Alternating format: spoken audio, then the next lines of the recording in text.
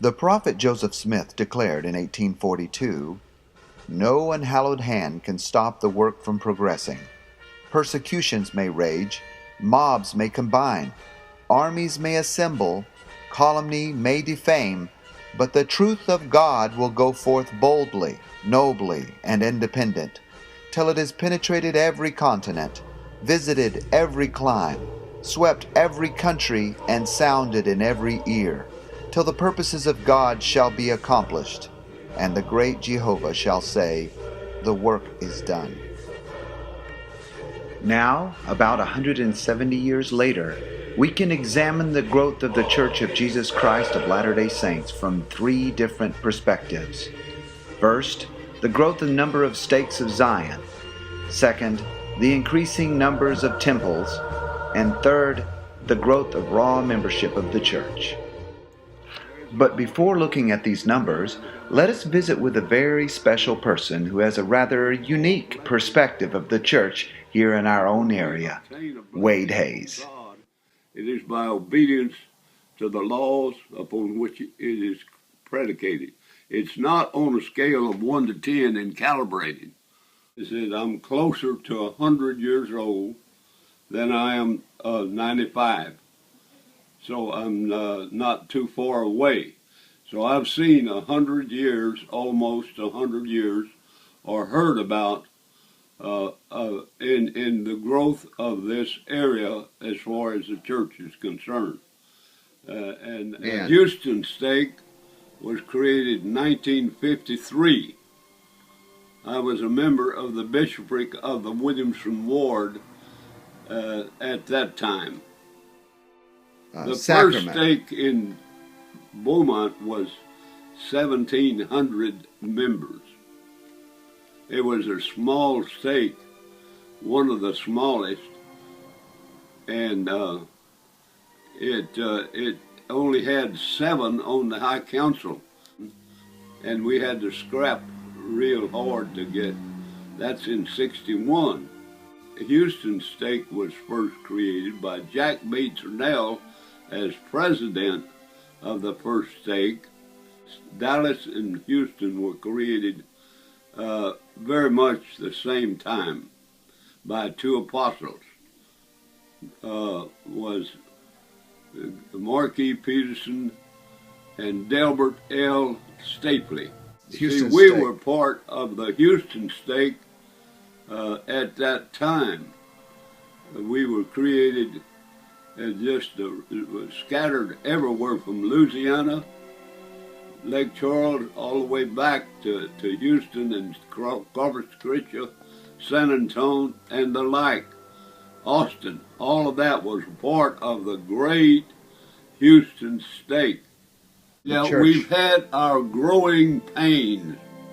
Growing pains mean problems. We had problems to overcome, to rise above. But we did do it. We subdued the problems independently.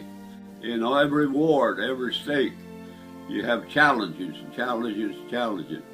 And we accomplished that, not vainly so, but we did accomplish miracles in growth.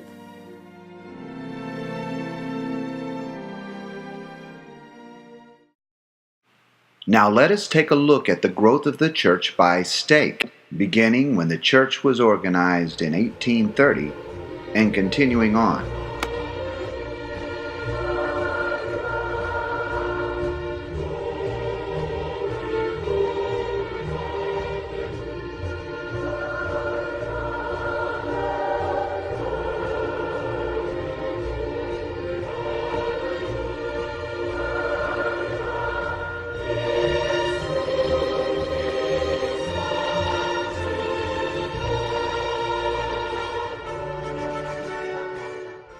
The growth of temples, or the number of temples under operation in this dispensation, is even more dramatic.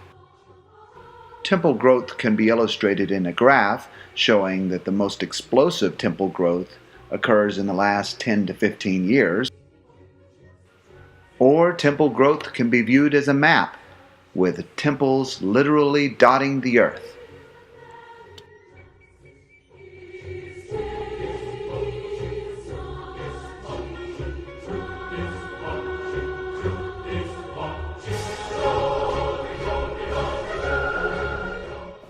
But one of the most interesting graphs is that of raw membership growth since the very beginning of this dispensation.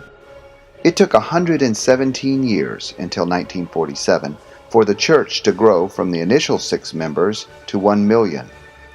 The 2 million member mark was reached just 16 years later in 1963, and the 3 million mark in 8 years more.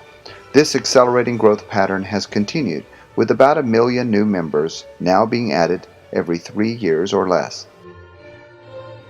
Indeed, it is difficult to deny the spectacular growth we are now witnessing.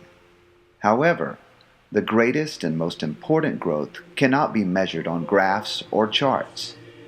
Each is a precious son or daughter of God, and as such is of incalculable worth.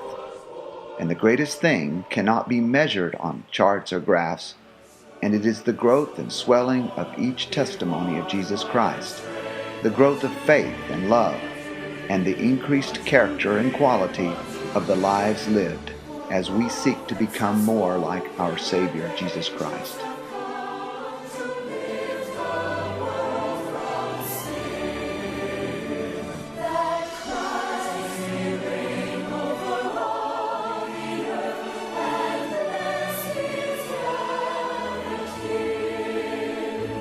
We